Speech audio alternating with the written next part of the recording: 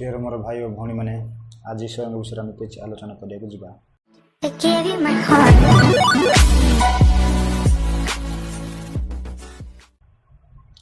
आम ईश्वर को बिना किसी भी नहीं प्रिय मोर भाई भौणी मैंने एवं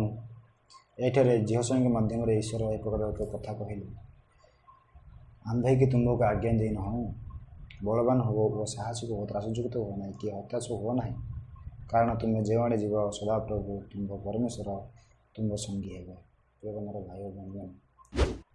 आंभे जो आड़े भी जीवा आम मैंने ईश्वर को प्रार्थना करके जीवा ईश्वर को जन जीवा प्रिय मोर भाई जेकोसी शत्रु जेकोसी असुविधा जेकोसी भय आसिले आम भयभीत होगा ना बलवान होगा सदाप्रभु आम परमेश्वर आम संगे संगे रे सी आम मान परित्राण पिता परमेश्वर से सी दादों मध्य गोटे कथा कहले प्रिय मोर भाई भाई भौणी गीत संहिता तार 31 ये सदाप्रभु ठारे भरोसाकारी समस्ते तुम्हें मैंने बलवान हो तुम मान अंतकरण साहसिक हो प्रिय मोर भाई भौणी मैंने ये दाऊद को कहते प्रिय मोर भाई भौणी मैंने तुमने बलवान हो तुम अंतकरण को तुम्हें साहसिक कर प्रिय मोर भाई भौणी मैंने आम आज ईश्वर ग्रहण करने साहसिक अच्छो कि आम अंतकरण को आम सुस्थिर कर पारिछ कि आम अंतकरण को आमर सफा कर पारिछ कि प्रिय मोर भाई भौणी मैंने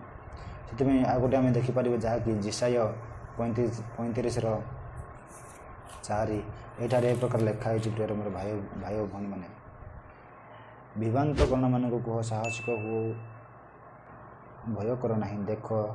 तुम परमेश्वर प्रतिशोध सहित परमेश्वर प्रतिफल सहित आसवे से आसी तुम पर्जन करेंगे प्रिय मोर भाई भौणी मैंने आम जदि जागृत थी ताहले आम परमेश्वर आसिक आम मान उद्धार करेंगे स्वर्ग राज्य को लेकिन जी प्रिय मोर भाई भाई भौणी मैंने आम जहाँकि देखा से ही जिसाय 40:29 ରୁ 31 पर्यंत एटार ए प्रकार लिखाई प्रिय मोर भाई भौणी मैंने से क्लांत लोक को शक्ति दियंती और बलहीन लोकर बल बढ़ाई दियंती प्रिय मोर भाई भौणी मैंने आम जब ईश्वर ठार जब आम विश्वास रखीचु ईश्वर ठार जब आम विश्वास करुचु आम ईश्वर ठार जड़ित अच्छु ताहले से आम जिते हालिया से आमको शक्ति देवे और आमर बल नथिले से आमको बल देवे प्रिय मोर भाई भौणी मैंने किंतु आम जब ईश्वर ठार आम जब विश्वास ना कि ईश्वर ठार आम जब जड़ित नुहे ताहले सी ये 30 पद कहते तरुण माने हैं क्लांत और श्रांत हेबे पुणी युवक माने नितांत पड़ीजे प्रिय मोर भाई भौणी आम जिते भेंडिया थिले भी जिते आम बालक थिले आम जिते आम बॉडीगार्ड थिले आम ईश्वर जब आम ऊपर आशीर्वाद ना ताहले आम निश्चित हारिबाटा हारिबा प्रिय मोर भाई भौणी मैंने तेणु जिते जागृत थे आम हारिबा से 31 पदर गोटे कथा कहले मात्र जो मैंने सदाप्रभु ठारे अपेक्षा करती से मैंने नुआ नुआ बल पाइबे से मैंने उक्रस पक्षी परी पक्षरे ऊपर को उड़ी जीवे से मैंने श्रांत न होई दौड़े से मैंने क्लांत न होई गमन करेंगे प्रिय मोर भाई भौणी मैंने जो मैंने ईश्वर निकट में ईश्वर को जो मैंने ग्रहण कर ईश्वर निकट में जो मैंने जड़ित होती प्रिय मोर भाई भौणी मैंने से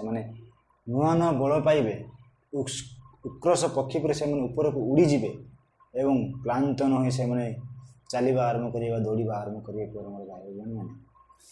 ये ईश्वर वाक्य को आम ग्रहण करिया प्रिय मोर भाई भौणी मैंने आम जेकोसी समय ईश्वर आमको वाक्य चर्च रे हो कि सभा समिति हो आम बसीगला जदि आम सहित जब कार्य कर किसी समय बसला ही आम हालिया लगे प्रिय मोर भाई से आम आज कौ परिस्थिति अच्छे प्रिय मोर भाई और भौणी मैंने ताहा आम चिंता करिया दरकार आम जहाँकि देखिपर से ही गीत संहिता 118:6 प्रिय मोर भाई दाऊद यह प्रकार कहते सदाप्रभु मोहर सफक्य मु भय करी ना मनुष्य मोहर कौन कर प्रिय मोर भाई भौणी मैंने दाऊद एक कथा कहते कौन कहते सदाप्रभु मो पटे से मो सफक्य अच्छे मु भय करिया दरकार ना कि मनुष्य मोर कौन करें प्रिय मोर भाई भौणी मैंने जदि आम जब ईश्वर निकट अच्छु ताहले यही पृथ्वी आमर किसी भी करें प्रिय मोर भाई कहीं ये पृथ्वी ईश्वर निर्मित एक वस्तुटी अटे प्रिय मोर भाई भଉणी आमे ସେଥିପାଇଁ ଆମେ ସଦାପ୍ରଭୁଙ୍କୁ ସଦାସର୍ବଦା ଆମେ ତାଙ୍କ ବାକ୍ୟ ଅନୁସାରେ ଚାଲିବା ଦରକାର। ସେ କହିଥିବା କଥା ଅନୁସାରେ ଆମେ ଚାଲିବା ଦରକାର। ଏଠାରେ ଆଉ ଗୋଟେ କଥା ଲେଖା ହେଇଛି ଯାହାକି ସେହି 118:14 ପଦରେ ଆମେ ଦେଖିପାରିବା, ସଦାପ୍ରଭୁ ମୋହର ବଳ ଓ ଗାନ, ପୁଣି ସେ ମୋହର ପରିତ୍ରାଣ ହୋଇଅଛନ୍ତି। ସଦାପ୍ରଭୁ ଆମକୁ ସମସ୍ତଙ୍କୁ ଆଶୀର୍ବାଦ କରନ୍ତୁ। ଏଇଠାରେ ମଧ୍ୟ ଏ ପ୍ରକାର କଥା କହିଲେ, କ'ଣ କହିଲେ? ସଦାପ୍ରଭୁ ମୋହର ବଳ ଓ ଗାନ, ପୁଣି ସେ ମୋହର ପରିତ୍ରାଣ ହୋଇଅଛନ୍ତି। ପ୍ରିୟ ମୋର ଭାଇ ଓ ଭଉଣୀମାନେ, ଆମେ ଆଜି ଈଶ୍ୱରଙ୍କୁ ଗ୍ରହଣ କରିବା ପାଇଁ ପ୍ରସ୍ତୁତ ଅଛୁ କି? ପ୍ରିୟ ମୋର ଭାଇ ଓ ଭଉଣୀମାନେ, କଥାରେ ଅଛି, ବେଳ ଥାଉ ଥାଉ ବନ୍ଧ ବନ୍ଧରେ ତୁମର ପୁରୀ ରହୁ ସର୍ବଦା। ପ୍ରିୟ ମୋର ଭାଇ ଓ ଭଉଣୀମାନେ, ଏବେ ହିଁ ବେଳ ଅଛି, ଆଉ ଆଗକୁ ଆମ ପାଇଁ ସୁଯୋଗ କିଛି ନଥିବ। ପ୍ରିୟ ମୋର ଭାଇ ଓ ଭଉଣୀମାନେ, ସେଥିପାଇଁ ଆମେ ସବୁ ସଦାସର୍ବଦା ଈଶ୍ୱରଙ୍କ ନିକଟରେ ଆମେ ସଦାସର୍ବଦା ରେଡ଼ି ହେଇକି ରହିବା ଦରକାର। ଆମେ ସଦାସର୍ବଦା ଈଶ୍ୱରଙ୍କ ନିକଟରେ ପ୍ରାର୍ଥନା କରିବା ଦରକାର। ପ୍ରିୟ ମୋର ଭାଇ ଓ ଭଉଣୀମାନେ, ଆଜି ମୁଁ ଏବଂ ଆପଣମାନେ ଈଶ୍ୱରଙ୍କୁ ଗ୍ରହଣ କରିବା ପାଇଁ ପ୍ରସ୍ତୁତ ଅଛୁ କି? ପ୍ରିୟ ମୋର ଭାଇ ଓ ଭଉଣୀମାନେ, ସେଥିପାଇଁ ଆମେ ସଦାସର୍ବଦା ଈଶ୍ୱରଙ୍କ ନିକଟରେ ପ୍ରାର୍ଥନା କରିବା। ଈଶ୍ୱରଙ୍କ ନିକଟରେ ଆମେ ଜଡ଼ିତ ହେଇକି ରହିବା। ଈଶ୍ୱରଙ୍କ ନିକଟରେ ଯିଏ ପ୍ରାର୍ଥନା କରେ, ଈଶ୍ୱରଙ୍କ ନିକଟରେ ଯିଏ ଜଡ଼ିତ ହେଇକି ଅଛି,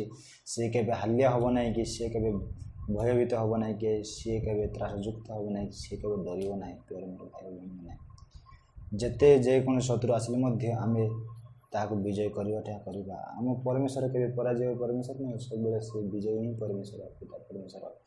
ସେଥିପାଇଁ ଭାଇ ଓ ଭଉଣୀମାନେ, ଆମେମାନେ କ'ଣ କରିବା? ଆମମାନଙ୍କୁ ସବୁ ଡିସାଇଡ଼୍ କରିବା ଦରକାର। ପ୍ରିୟ ମୋର ଭାଇ ଓ ଭଉଣୀ, ଆଉ ସମୟ ନାହିଁ। ଆମେମାନେ ଏଣିକି ପରିବର୍ତ୍ତନ ହେବା ଦରକାର। ସମୟ ସନ୍ନିକଟ ହେବାକୁ ଯାଉଛି। ପ୍ରିୟ ମୋର ଭାଇ ଓ ଭଉଣୀ,